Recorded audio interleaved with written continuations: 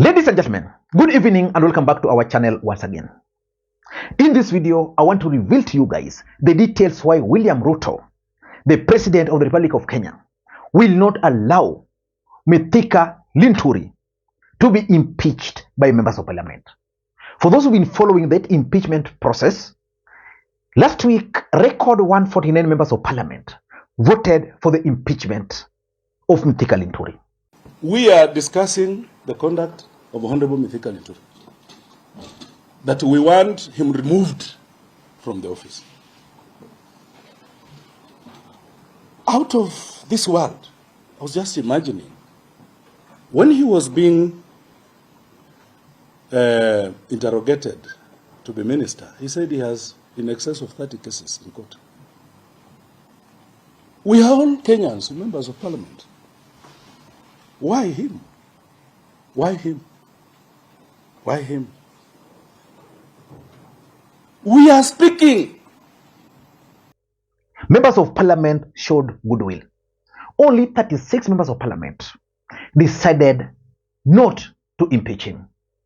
But the fact is, after that vote, parliament ended up forming a committee, which is going to culminate into whether Mithika Linturi will be impeached or not. If you look at that committee critically, it is already clear that there is no way he's going to be impeached. That committee consists of 11 members of parliament.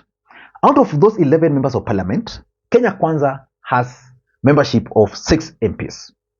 Azimio has membership of 4 MPs.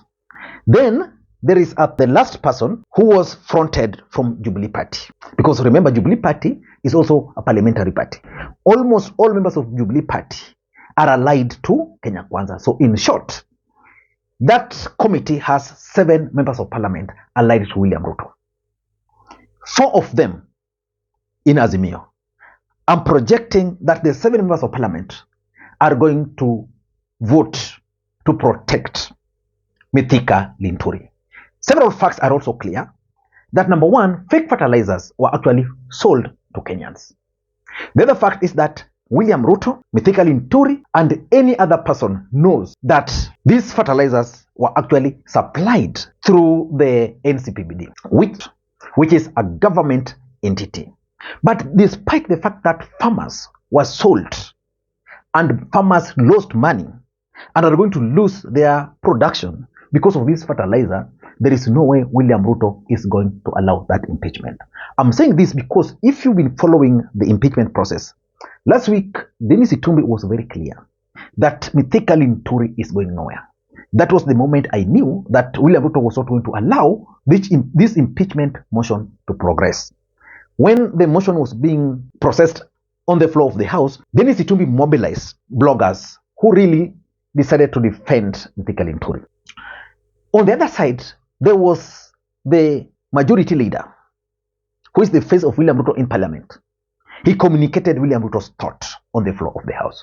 I keenly listened to you on Tuesday when you made your communication, Honorable Speaker, on this motion. Honorable Speaker, this House is guided, or rather, as you stated, is a house of rules, and is guided by not just by the standing orders, but also by a constitution. Honorable Speaker, if you read through standing orders 64 to 66 of our standing orders, you will realize that the Honorable Wamboka's motion falls flat and contra our standing orders and also the Constitution, Honorable Speaker.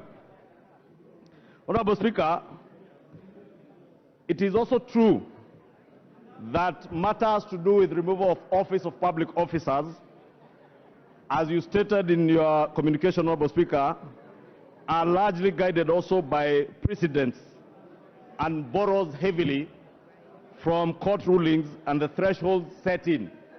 Honorable Speaker, the famous Wambora cases on the removal of former governor for Embu County speaks volumes. Honorable Speaker, in that case, the Wambora case, one of the things that was made clear is that there must be a very clear nexus between the person being removed from office and the alleged grounds on which that removal is sought. Therefore, the question we ought to ask ourselves, Honorable Speaker, has the mover of this motion, Honorable Jack Wamboka, created or shown us that nexus between the person being removed from office as cabinet secretary and the alleged grounds of removal? And the straight answer, Honorable Speaker, is none. Even Jack Wamboka, the initiator of this impeachment process, has already indicated that he's received so many requests from so many people to withdraw the motion. That very many people approached me to drop this motion. I refused. And in fact, I told one of them, I'm different from the Honorable Mithika Linturi. It should be understood, Honorable Chair, that the Honorable Mithika Linturi started a process such as this. This was going to be the second one in the new constitutional order. Had he been serious, he went ahead, he collected signatures, it was put on the order paper, his motion. What did he do? He went to Naivasha, was given money.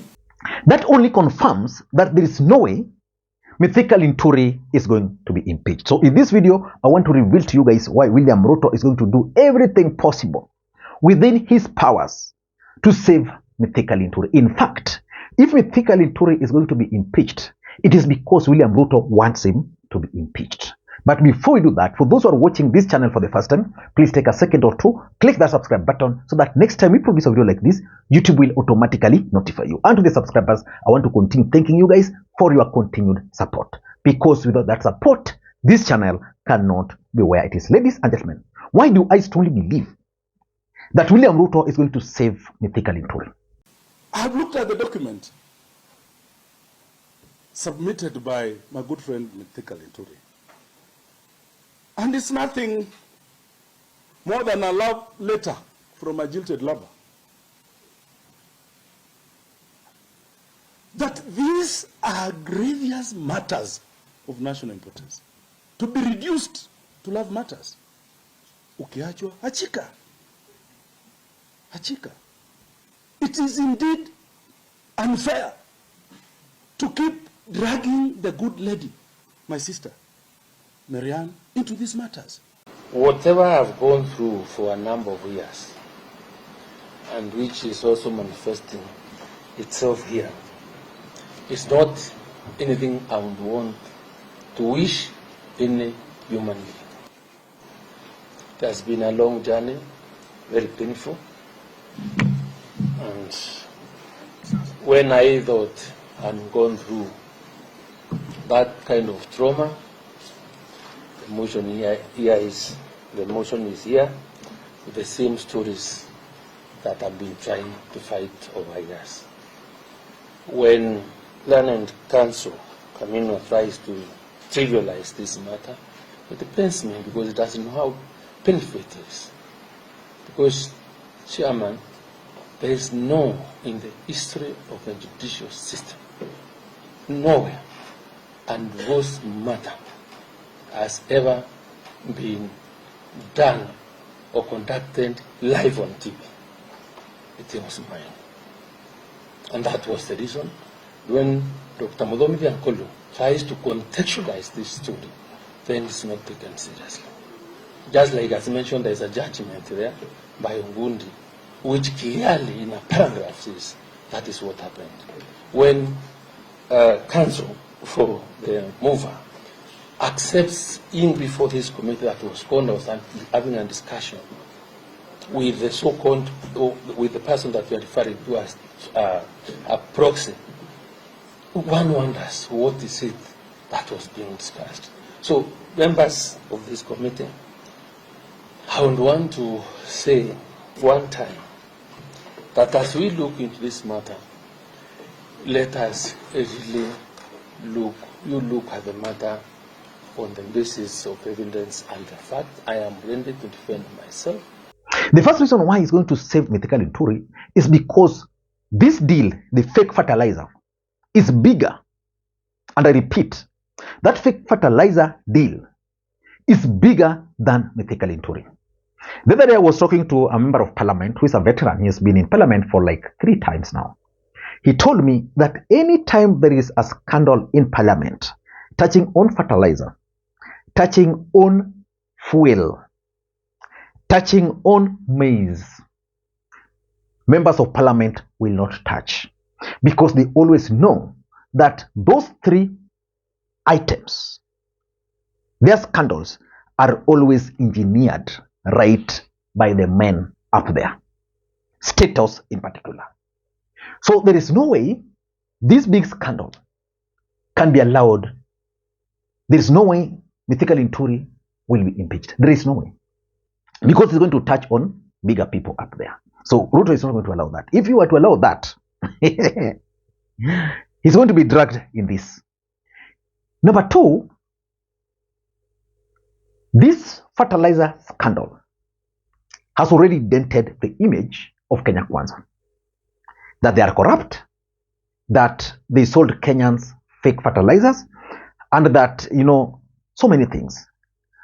If this impeachment were to go ahead and Mithika Linturi is impeached at the end of the day, the burden will be carried by Kenya Kwanza. Now, Mithika Linturi will be out, but that burden is going to be carried by none other than Kenya Kwanza. And the face of Kenya Kwanza is William Ruto. There is no way William Ruto is willing to carry a dented image of Kenya Kwanza. They would rather deal with it at their level, so that they'll come to parliament. I mean, their parliamentary meeting will be convened at State House. They'll be given tea. They'll be addressed. Huyus ongea, okay. Huyu ni nani? Ishungwa ongea, okay, ongea.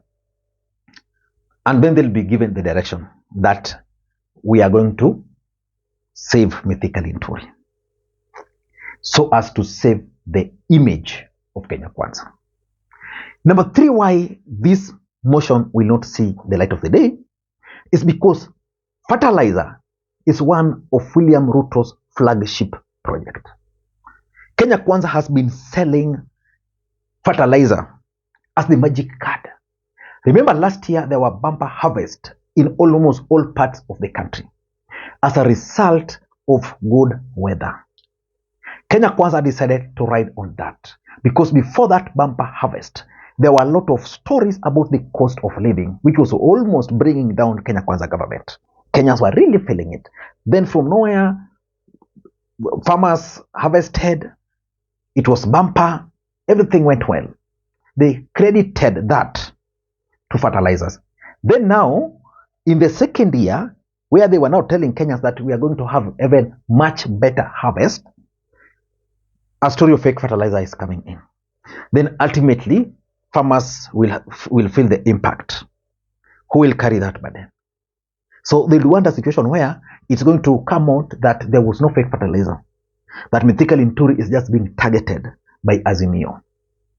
So because it's one of their flagship projects, they would not want it, because if he were to be impeached because of that, William Ruto will be targeted, and his key officials around the Ministry of Agriculture will also be forced to exit. He won't allow that to happen. Number 4, there is something which normally happens.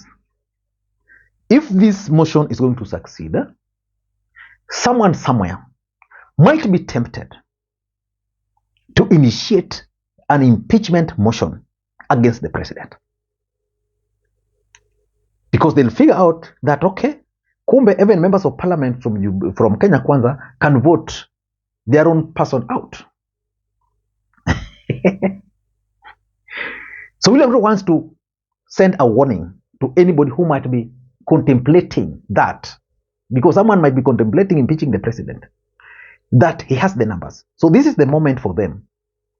Members of parliament will execute, they'll make noise in parliament, they'll say whatever they want, but ultimately William Ruto will prove that he has the numbers, so that anybody who will be planning to attempt to impeach him because of the Linturi's impeachment will not succeed. This impeachment motion would have succeeded if the initiator was from the other side, Kenya Kwanza. It would have succeeded because the narrative would have been different. And number 5, remember, there's always the spiral effect. If this motion were to be allowed to succeed, it would mean that someone or members of parliament would open other floodgates of impeachment. In fact, if you followed the proceedings on the floor of the House, some were even proposing the impeachment of the Health Cabinet Secretary. And of course, if that were to happen, what do you think will happen? Meru MPs will feel bitter with their counterparts from the Luhya nation. So they'll gang up, they'll also impeach her. William Ruto would not want to find himself in such a situation. And lastly, William Ruto also wants to use this impeachment motion to send a clear message to his members of cabinet that they owe him their existence. I'm sure Mithika Linturi is right on the door of State House every day, begging Ruto to save him. And Ruto is going to save him. In fact, they'll go to a meeting will be convened just a day to the impeachment, or on the impeachment day in State House before they go to Parliament.